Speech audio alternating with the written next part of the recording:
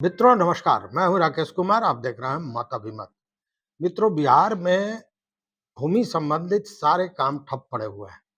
चाहे वो म्यूटेशन का काम हो, मतलब दाखिल खारिज का काम हो, बंदोबस्ती का काम हो, या जाति प्रमाण पत्र हो, आय प्रमाण पत्र हो, निवास प्रमाण पत्र हो, या भूमि से विवाद से जुड़ा हुआ कोई भी काम हो, ये सारा काम ठप पड़ा हुआ है। और कारण है कि बिहार के 537 जो अंचल कार्यालय हैं, उसके जो राजस्व अधिकारी होते हैं और जो अंचलाधिकारी होते हैं, जिनकी संख्या लगभग 1000 है, सारे लोग हड़ताल पर हैं।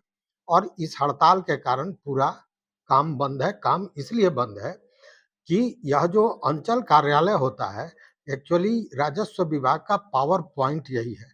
मतलब जो भी काम भूमि से जुड़ा हुआ है, यहीं से होता है। उस स्थिति में हाहाकार मचा हुआ है, सारे लोगों के काम रुके हुए हैं, अस्त-व्यस्त हैं। हालाँकि इसको लेकर राजनीति भी खूब गर्म हो रही है और इसको लेकर भू-माफियाओं में भी एक राहत है इस हड़ताल को लेकर।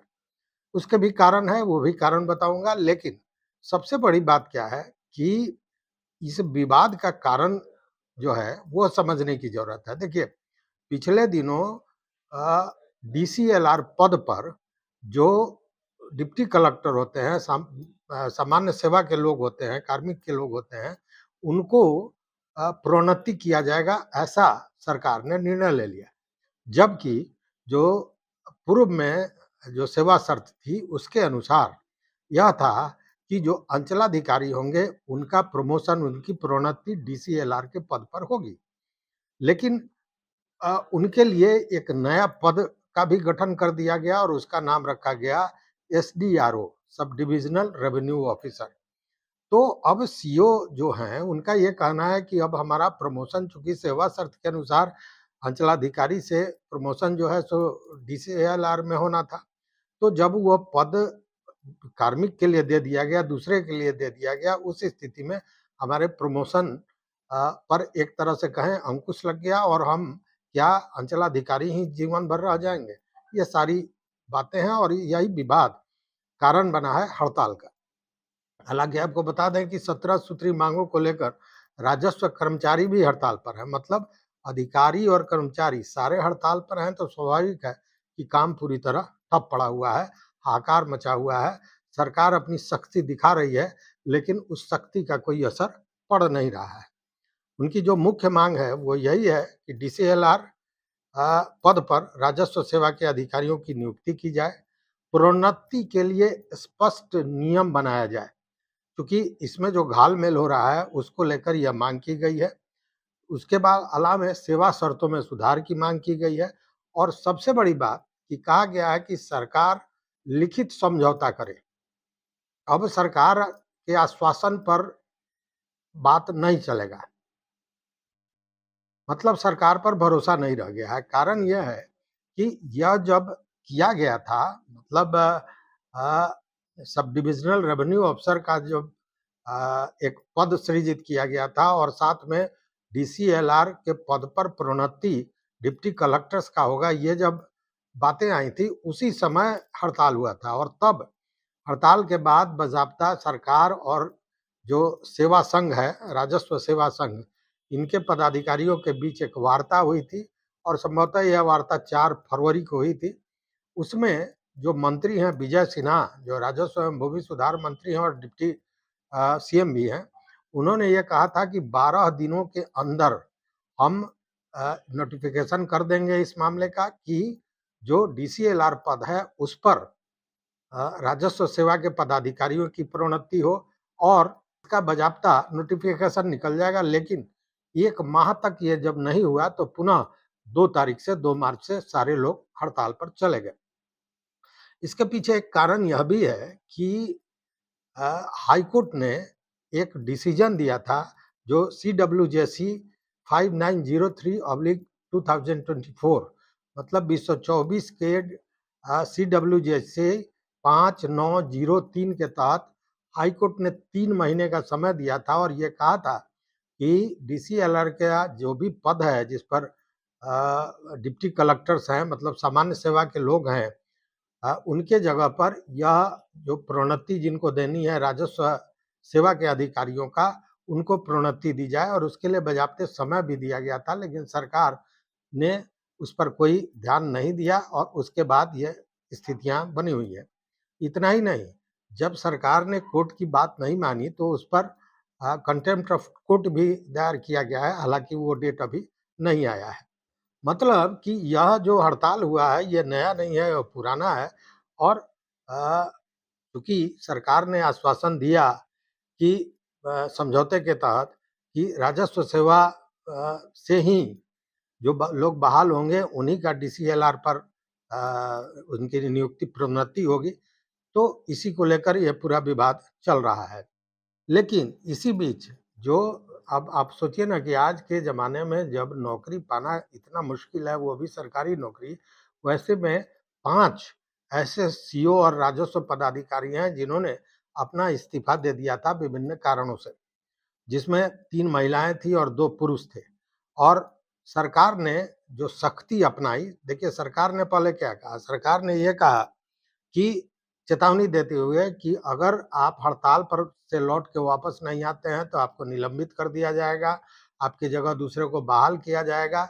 इतना ही नहीं, बीडीओ को वो कार्यभार सौंपने की भी बात कही गई थी, मतलब सख्त चेतावनी दी गई थी। काम काज की वैकल्पिक व्यवस्था भी हम लोग बना लिए हैं। समय रहते हमारी सहानुभूति है, हमारे विभाग के सदस्य हैं, लेकिन सहानुभूति को कमजोरी समझेंगे तो सरकार पूरी शक्ति के साथ कार्रवाई करेगी। साजिश की जा रही है।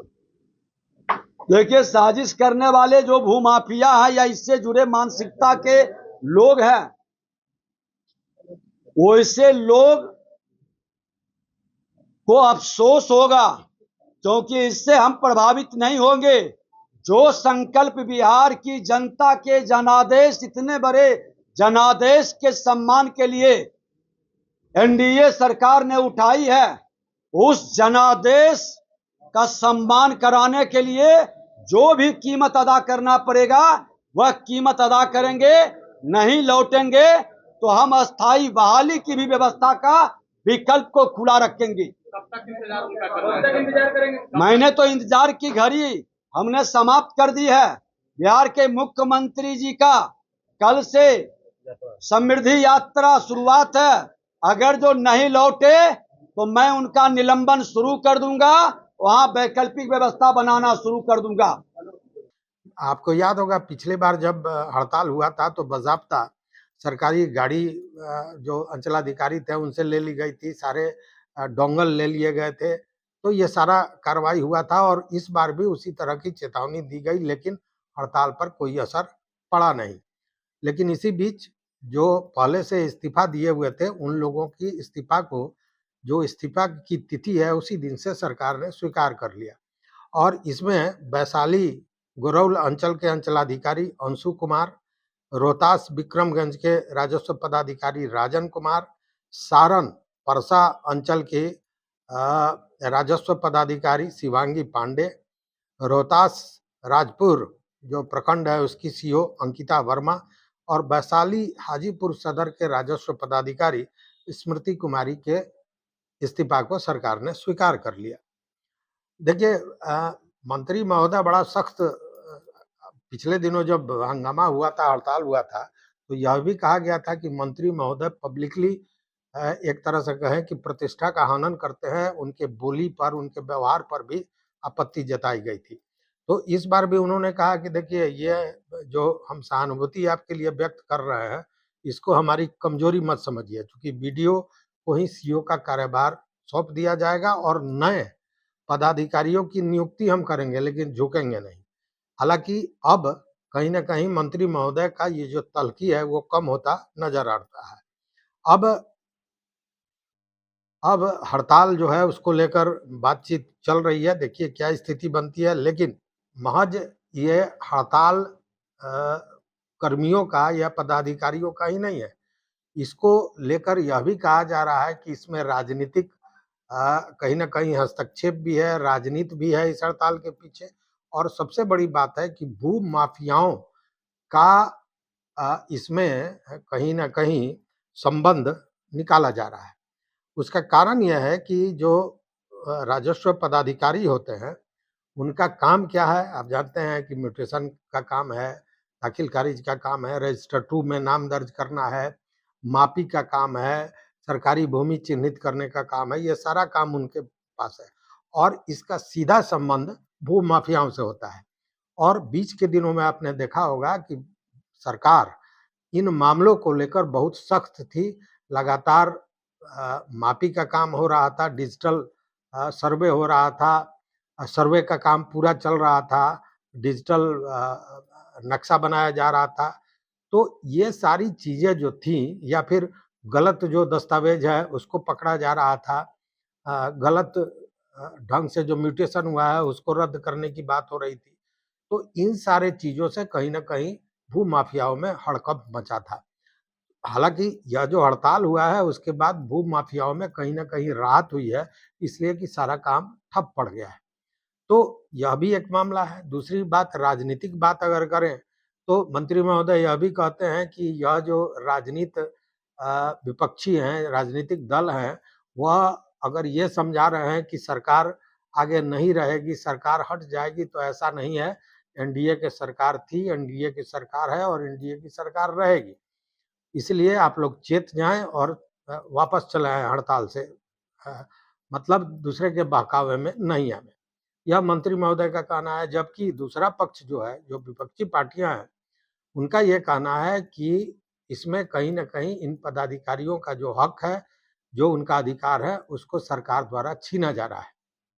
मतलब सरकार अधिकारियों के साथ अन्याय कर रही है। स्थितियाँ अभी तक यही बनी हुई है, लेकिन सबसे बड़ी बात यह है कि सरकार और पदाधिकारियों की इस लड़ाई में अ, पिस रही है जनता, जिसके ज़मीन का कोई भी काम नहीं हो रहा है, लोग भाग-दौड़ कर रहे हैं और सबसे बड़ी बात कि आय प्रमाण पत्र, जाति प्रमाण पत्र यह सब बनना मुश्किल हो गया है, जिसके चलते त्राहिमाम मचा हुआ है। किसी को कहीं फॉर्म भरना है, किसी को कहीं जॉइन करना है और उसके लिए इन कागज़ातों की ज़रूरत है।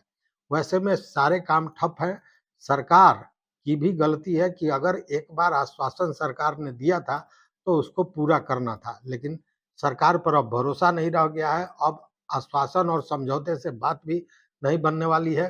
जब तक सरकार लिखित समझौता अधिकारियों के साथ, कर्मचारियों के साथ नहीं करती है, तब तक यह हड़ताल खत्म होता नज़र नहीं आ रहा है।